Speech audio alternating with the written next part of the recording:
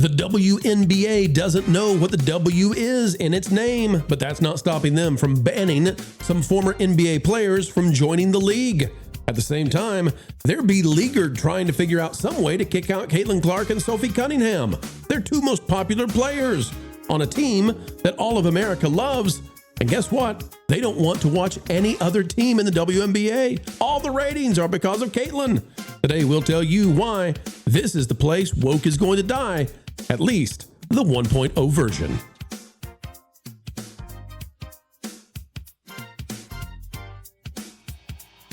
It's a great day. It's a groovy day. And folks, thank you for coming our way. Our job here, keep you ahead of the culture curve, explain entertainment. And that's what we're doing with the WNBA, which is unlike anything the world has ever seen when it comes to a league that is supposed to entertain. Only one team is doing it right now. Only one team. 2 or 3 players on said team driving all the ratings for this entire thing. It's like the Globetrotters. It's the Savannah Bananas, except it's a real competitive league. Well, it was supposed to be. Folks, click the like button. We'll explain what's happening and why this is going to court, not overtime. The WNBA has been utterly defeated, and you won't believe the dumpster fire that's here. This is what happens when woke faces logic, and logic will win. TMZ Sports, and we despise TMZ, but they have the exclusive, and thus here we are, is reporting this. Enes Kanter freedom. WNBA passes on ban after courtside confrontation. So even though the crazy lady on the court went after Enes standing on the sidelines, and even though he was removed from the game because a crazy lady came after him, the WNBA has decided not to ban Enes Kanter freedom from going to games. We would play it for you, but the WNBA will hit us with a copyright, so we can't play the interaction where he was removed from the game the other night. But it says the WNBA has no plans to ban former NBA player Enes Kanter freedom from coming to games as a fan, even though he was ejected from a Chicago Sky game after a heated exchange with Natasha Cloud. Sources with direct knowledge tell TMZ the plan inside the league is to try to move on and let the controversy die. Yeah, that's going to work. Oh boy, that's going to... Nope, not going to work. We're told the league, it says, felt a ban wasn't warranted because Enes didn't set foot on the court and he didn't do anything else that was egregious. AKA, he didn't do anything and they were going to get sued if they tried this one. But that's not stopping them from setting up a heck of a lawsuit. What are we talking about? Well, take a look at this, folks. We've got it for you right here. Eric Doherty is posting this on X. Breaking update, and this is being reported far and wide. Former NBA players Enes Kanter freedom and Royce White are privately being deemed ineligible for the 2027 WNBA draft, despite both of them identifying as women. This is per ESPN.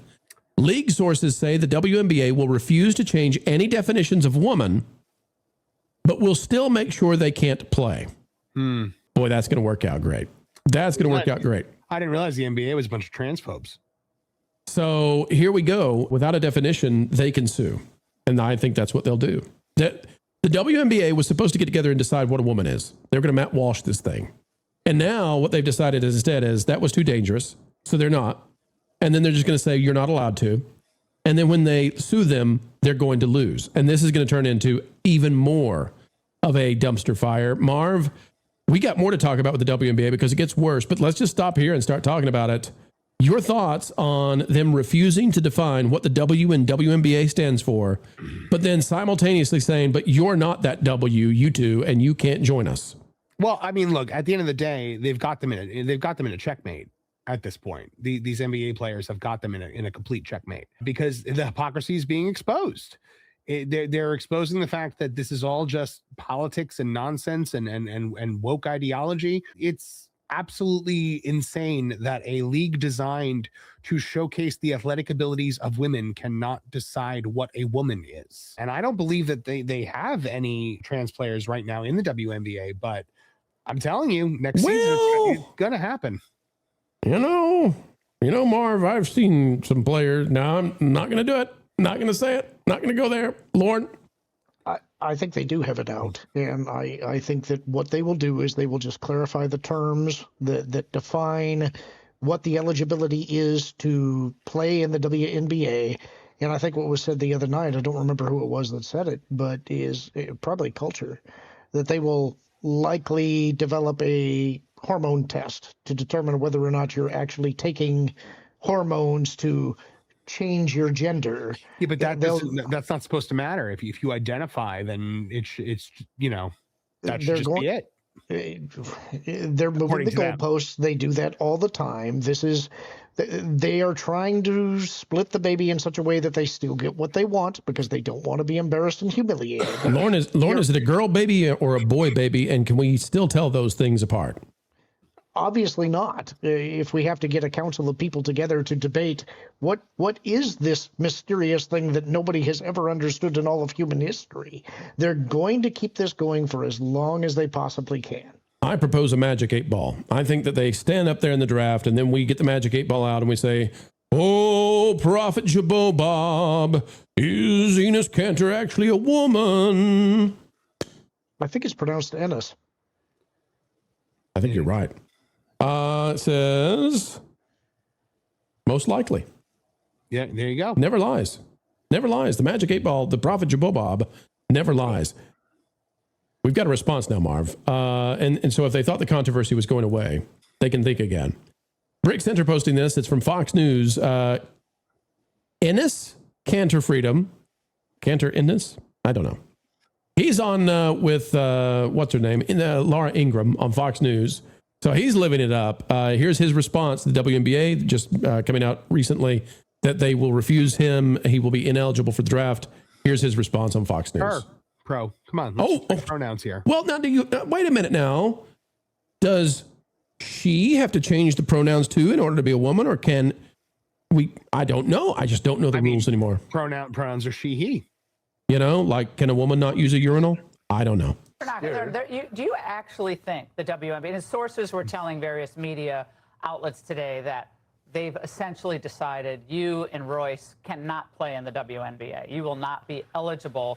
And they're going to say something about this. It's a publicity stunt. You're not really a trans woman. Are you a trans woman? Well, I want to make this very clear. Are you a trans woman? Listen, Section 13, right? Article 13, Section 1 says if you identify as a woman, then you're allowed to play. So you are identifying as a woman tonight? I identify as a woman. Sure, yes. Okay. So I can play. Basketball. But they're never going to let you play. Why not? I mean, that's the rule. That's the rule that they put, and I'm just following the rules. If they ever come out and say, "Okay, we are changing the rules," I respect their decision. I will, follow the rules.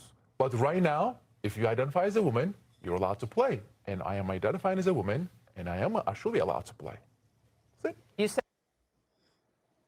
Perfect response. I don't think it's going away.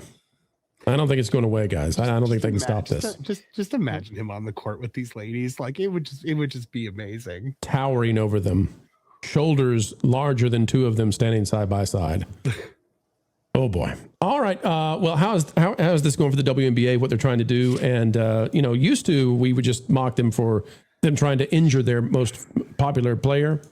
Well, back in May, Caitlin Clark had already surpassed LeBron James in jersey sales, only following Steph Curry. We now believe that she likely is leading Steph Curry. We're waiting for that data to come out. But if you think that's something, Caitlin Clark right now on X, and she's all over social media, and we get it. Her Instagram is way bigger than her X, but just look at this. 631,000 followers, okay? Millions on Instagram. We got it. Sophie Cunningham, her teammate, actually has more followers on X. And she has more followers on Instagram than Caitlin Clark does too, just by a little bit. Now, Angel Reese has the most, but she's going to be passed up by both of these very, very soon. Let me show you what they're up to. They've got golden geese here in Caitlin Clark and Sophie Cunningham. Yahoo Sports hosting The Spun. Sophie Cunningham's future in the WNBA could be in jeopardy. Unbelievable. Andrew Holleran. Sophie Cunningham has become one of the WNBA's most well-known players in 2026, the Indiana Fever Guard, which people only watch this one team. That's it. Caitlin Clark and Sophie Cunningham, that's it. That's all they watch. Who played collegiately at the University of Missouri, has become quite the talking point after her ESPN profile that went viral. Cunningham, among other things, criticized athletes of a different variety in women's sports. In the ESPN article, Cunningham said she wanted to protect young girls in the locker room and that they shouldn't have to go against biological men. Quote, I said what I said. I think it's kind of common sense, she said. And I think I'll always believe that. I think it's really important to protect children. And that's little girls who are also involved in that category. I stand on what I said. On the court, Cunningham is a decent role player. She's averaging 8.4 points, 2.3 rebounds, and 1.3 assists per game. She's shooting 44% from the three-point line. That's insane. She's certainly a valuable player off the bench in Indiana.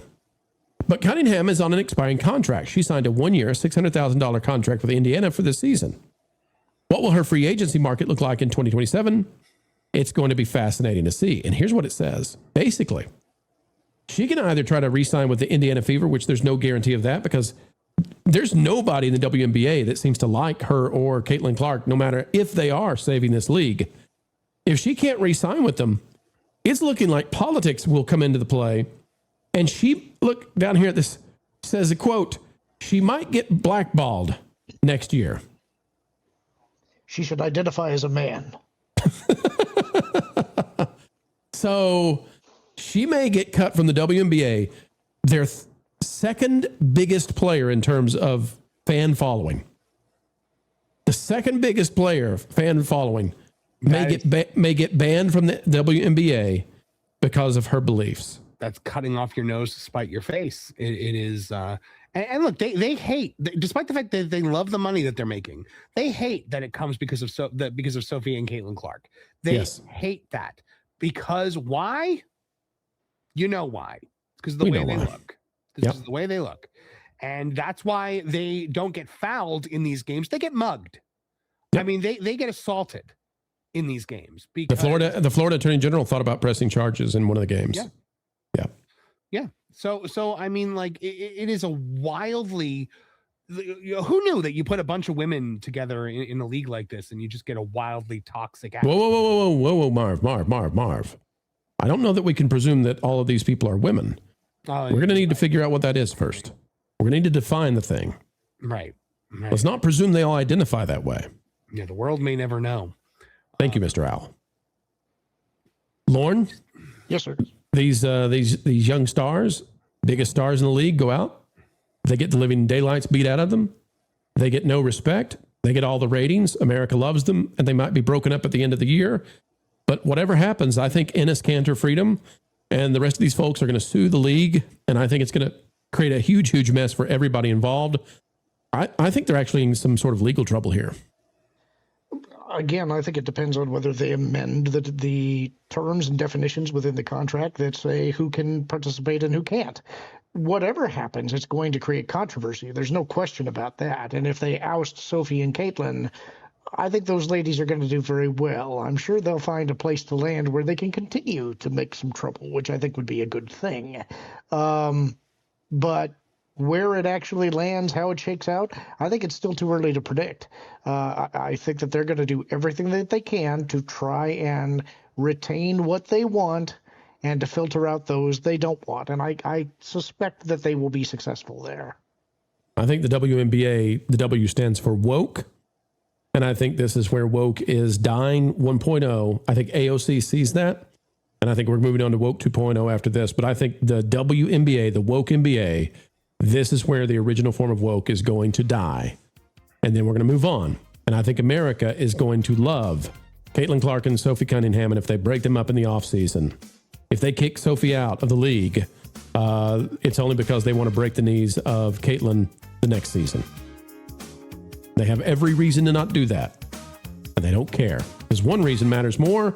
Marv, you said it before. It's because they look a certain way. They look a certain way.